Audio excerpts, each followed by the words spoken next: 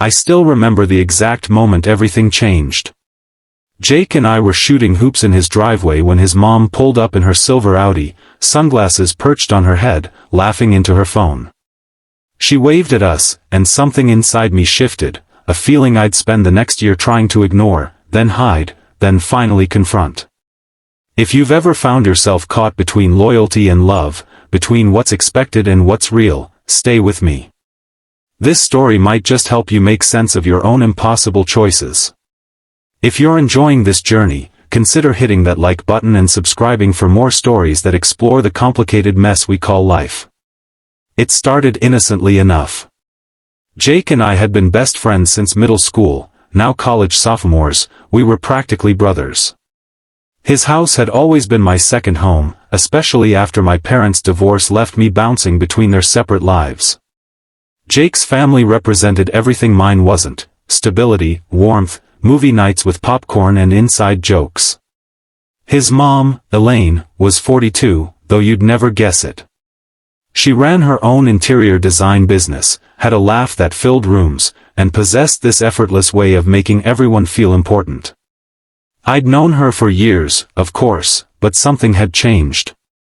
Maybe it was me who'd changed, 20 years old now, no longer the awkward teenager who used to raid their fridge after school. That summer, Jake's dad was traveling constantly for work, some big project in Singapore that kept him away for weeks at a time. Jake and I had both landed internships in the city, and I was staying in their guest room to avoid the 3-hour daily commute from my mom's place. "You're saving me from empty nest syndrome," Elaine joked one evening, pouring us both a glass of wine on their back deck. Jake had gone to his girlfriend's place, leaving us alone. 20 years of noise and chaos, and suddenly the house feels too quiet.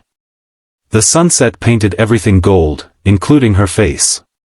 I noticed the small crinkles around her eyes when she smiled, the way she tucked her hair behind her ear when she was thinking. "I can make more noise if it helps," I offered, and she laughed. "Just having you around is enough, Noah. You've always been good company." Something in her tone made me look up. Our eyes held for a moment too long before she cleared her throat and asked about my internship. The weeks developed a rhythm. Jake and I would carpool to the city, work our separate jobs, then return home exhausted. But 3 nights a week, Jake would head to his girlfriend's apartment, leaving Elaine and me to fend for ourselves. We started cooking together, nothing fancy at first, just pasta or stir-fry, but soon we were challenging ourselves with complicated recipes we found online. "My husband can barely boil water," she confided one night as we attempted homemade ravioli, flour dusting both our clothes. "It's nice having someone who appreciates food."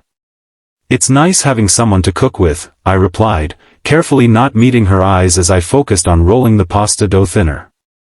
Those evenings became something I looked forward to with an intensity that should have warned me. We'd cook, eat on the deck, then sometimes watch old movies or just talk. Elaine was surprisingly easy to talk to. She listened in a way adults rarely did, without judgment or the need to offer solutions. I found myself telling her things I'd never told anyone, not even Jake, about my fears for the future, my complicated relationship with my father, the girlfriend who'd broken my heart freshman year. "You know what your problem is, Noah," she said one night, curled up on the couch with her feet tucked under her, wineglass in hand. "You feel things too deeply. It's both your greatest strength and your biggest vulnerability." "Is that a nice way of saying I'm too sensitive?" I asked, trying to keep my tone light. She shook her head. "No. It's a way of saying you're fully alive. Most people spend their lives numbing themselves. You don't. It's rare." The way she looked at me made my chest tighten. I changed the subject quickly, but something had shifted between us, a recognition, perhaps, of something neither of us was ready to name. July turned to August. Jake started spending even more time with his girlfriend, Melissa, occasionally staying overnight at her place. I should have felt guilty about how little this bothered me. One Friday night, a thunderstorm knocked out the power. Elaine and I sat on the covered porch, watching lightning split the sky, listening to the rain hammer against the roof. "I've always loved storms," she said softly. "They remind me that nature is still more powerful than all our technology and pretenses." In the darkness, with only occasional flashes of lightning illuminating her face, she seemed both vulnerable and powerful. I found myself telling her about my childhood fear of thunderstorms, how my father would sit with me during the worst ones, making up stories about thunder gods having bowling tournaments in the sky. "That's beautiful," she said. "He must have been a good father then." He was. Before everything fell apart. Without thinking, I reached for her hand in the darkness. She didn't pull away. We sat like that, fingers intertwined, watching the storm rage around us, neither acknowledging what was happening. When the lights finally came back on, we separated as if waking from a dream, mumbling awkward goodnights before retreating to our respective rooms. I lay awake for hours, replaying the feeling of her hand in mine, telling myself it meant nothing, that I was imagining the electricity between us. The next morning, we both pretended nothing had happened. Jake came home, full of stories about Melissa's roommates and their night of board games during the blackout. I nodded and laughed in all the right places, all while acutely aware of Elaine moving around the kitchen, carefully maintaining distance between us. This became our new pattern, moments of unexpected intimacy followed by careful retreats, neither of us willing to acknowledge the growing tension. We'd accidentally brush hands reaching for the same dish, then jump apart as if burned. Our conversations remained deep but now carried undercurrents we both pretended not to notice. One night in late August, Jake announced he was going camping with Melissa and some friends for the weekend. "You should come, Noah," he offered, but I could tell it was a perfunctory invitation. "Nah, I've got that report to finish for my internship," I lied. "You guys have fun." Elaine said nothing, focused intently on her laptop at the kitchen table. But I felt her awareness of what this meant, 2 days alone together, without Jake as our buffer and reminder of all the reasons we shouldn't cross certain lines. After Jake left Friday afternoon, the house took on a strange, charged quality. Elaine suggested we order takeout instead of cooking, perhaps recognizing that standing side by side in the kitchen had become dangerous territory. We ate Thai food at opposite ends of the dining table, maintaining careful conversation about safe topics, politics, my classes for the upcoming semester, a book she'd just finished. But as the evening wore on and we moved to the living room with glasses of wine, the careful distance began to erode. She asked about my family, and I found myself describing the moment I realized my parents' marriage was truly over, walking in on my mother crying at the kitchen table at 3 a.m., bills spread around her, the weight of her aloneness palpable even to my 14-year-old self. "That's when I started spending more time here," I admitted. "Your family became my escape fantasy. The perfect household where people actually talk to each other instead of around each other." Elaine's laugh held a note of sadness. "Perfect is a dangerous word, Noah. Every family has its cracks, even if they're not visible from the outside." "What are yours?" I asked, emboldened by wine and the intimacy of the darkened room. She was quiet for so long I thought she wouldn't answer. When she finally spoke, her voice was different, stripped of its usual confidence. "Richard and I haven't really been married, not in any meaningful way, for years. We're excellent roommates, competent co-parents, but somewhere along the way, we stopped seeing each other. It's like living with a familiar stranger." "Why stay?" The question slipped out before I could censor it. "Habit. Comfort. Fear." She swirled the wine in her glass. "And Jake, of course. Though he's nearly grown now." The silence that followed felt weighted with possibility. I looked at her, really looked at her, and found her watching me with an expression that made my heart race. "Noah," she said softly, a warning in her voice. I should have heeded it. Instead, I moved closer on the couch, close enough to smell her perfume, something with vanilla and sandalwood. "Tell me to stop," I whispered. She didn't. When we kissed, it wasn't the awkward, fumbling kiss I'd imagined in my shameful late-night thoughts. It was deliberate, adult, a decision we were both making with full awareness of its consequences. Her hands framed my face, and mine tangled in her hair, and for a suspended moment, nothing existed beyond the point where our bodies connected. Then reality crashed back. She pulled away first, eyes wide with something between desire and horror. "We can't," she said, standing abruptly. "Noah, I'm twice your age. I'm your best friend's mother." "I know who you are," I said, my voice steadier than I felt. "That's not the problem. The problem is I can't stop thinking about you." She closed her eyes briefly. "You need to. We both do. This was a mistake." She left the room quickly, and I heard her bedroom door close with quiet finality. I sat alone in the living room for a long time, touching my lips where I could still feel the pressure of hers, wondering how something could feel so right and so wrong simultaneously. The next morning, I woke to find a note on the kitchen counter. Elaine had gone to visit her sister for the day, would be back late.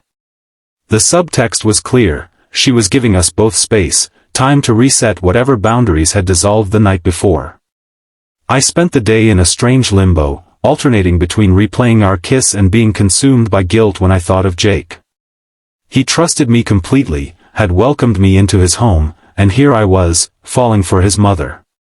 The betrayal felt enormous.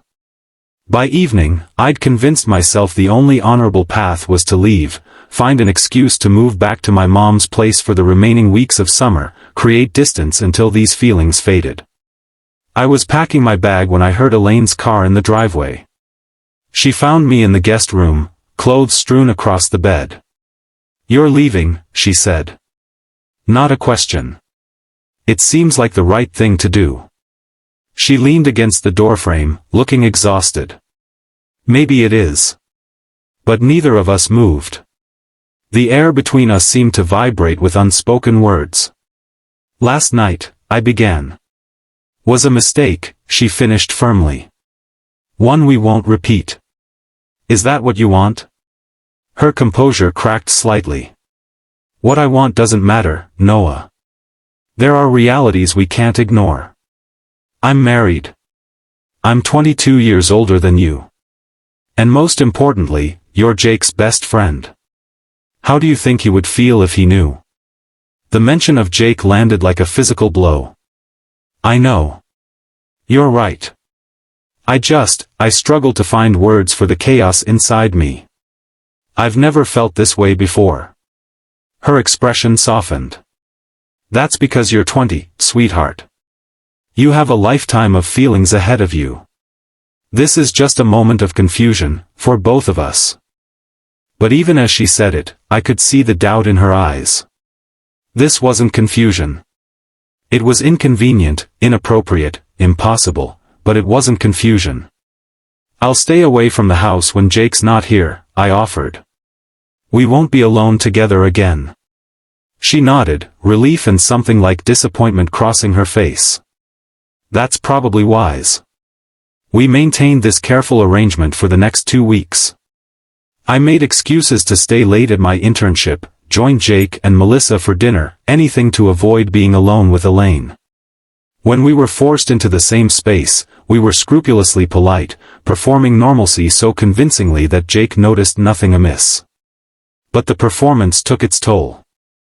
I lost weight, couldn't sleep, found myself staring at my phone, composing messages to her I never sent. Once, passing in the hallway late at night, our eyes met, and the naked longing I saw in hers nearly undid all my resolve. The summer was ending. My internship finished, and I prepared to move back to campus for junior year. Jake and I would be roommates again, returning to our uncomplicated friendship without the complication of his mother's constant presence. The night before I was set to leave, Jake went out with Melissa. His father was still overseas. The house felt cavernous with just Elaine and me, each keeping to separate rooms like cautious animals. Around midnight, I heard a soft knock on my door. She stood there in pajama pants and an old university sweatshirt, looking younger than her years. "I couldn't let you leave without saying a proper goodbye," she said. I stepped back to let her in, heart hammering. She sat on the edge of the bed, hands clasped tightly in her lap. "I've been thinking about what happened," she began. "Trying to understand it. And I think we were both looking for something we're missing. You want stability, a family structure you can count on. I want to feel seen again, to remember what it's like to be desired instead of just needed." Her analysis made sense, but it felt reductive, a way to diminish what had grown between us into something explainable and dismissible. "Maybe," I said. "Or maybe it's simpler than that. Maybe I just fell in love with you." The words hung between us. I hadn't planned to say them, hadn't even fully acknowledged them to myself until they were out in the open. Elaine's eyes filled with tears. "Oh, Noah. You can't love me. Not really." "Don't tell me what I feel," I said, a flash of anger cutting through my caution. "I'm young, not stupid. I know what this is. And what about Jake? What about my marriage? My life that I've spent decades building? I don't have answers," I admitted. "I just know that pretending this isn't real isn't working for me." She reached out, touching my face with such tenderness it made my chest ache. "It isn't working for me either." When she kissed me this time, it felt like surrender. We both knew it was goodbye, that whatever had sparked between us couldn't survive in the real world with all its complications and consequences. But for that night, we allowed ourselves to exist in a bubble where only our feelings mattered. Dawn found us lying side by side, fully clothed, fingers intertwined, talking softly about parallel lives where timing and circumstances might have been different. "In another universe," she whispered, "we met at the right time." "I think we did meet at the right time," I countered. "Just in the wrong universe." She left before Jake returned, squeezing my hand one last time before slipping out the door. We didn't make promises or plans. Some endings don't need words. That fall, I threw myself into school, joined new clubs, dated casually. Jake and I settled back into our comfortable friendship, though I found reasons to decline invitations to his house during breaks. If he noticed, he didn't comment. In November, he mentioned offhandedly that his parents were trying therapy, finally dealing with their issues instead of just coexisting. I nodded, asked appropriate questions, ignored the way my heart contracted. By spring, I'd started seeing someone, a literature major named Emma with quick wit and kind eyes. It wasn't the consuming fire I'd felt with Elaine, but it was warm and real and uncomplicated. When thoughts of Elaine surfaced, I acknowledged them, then let them pass, like watching clouds move across the sky. A year after that summer, Jake's parents separated. He called me, voice thick with emotion but not surprise. "It's been coming for years," he said. "They say they want different things now. Mom's talking about traveling, maybe moving to the coast." I made sympathetic noises, offered to come over with beer and distraction. As I hung up, a text arrived from an unknown number. "Some endings are really beginnings in disguise. Be happy, Noah." I am trying to be. I knew who it was from. I saved the number but didn't respond. Some chapters need to stay closed, even when they contain the most beautiful passages. Years have passed now. I graduated, started my career, fell in and out of love a few times. Jake remains my best friend. He was the best man at my wedding last year. His mother attended with her new partner, a professor she met while taking classes at a local college. We exchanged polite greetings, a brief hug that held no lingering electricity. Looking at her across the reception hall, I felt a gentle ache, not of regret but of recognition. She caught me watching and raised her glass slightly, a private toast to what we'd once been to each other, to the people those feelings had helped us become. That summer changed me in ways I'm still discovering. It taught me that love doesn't always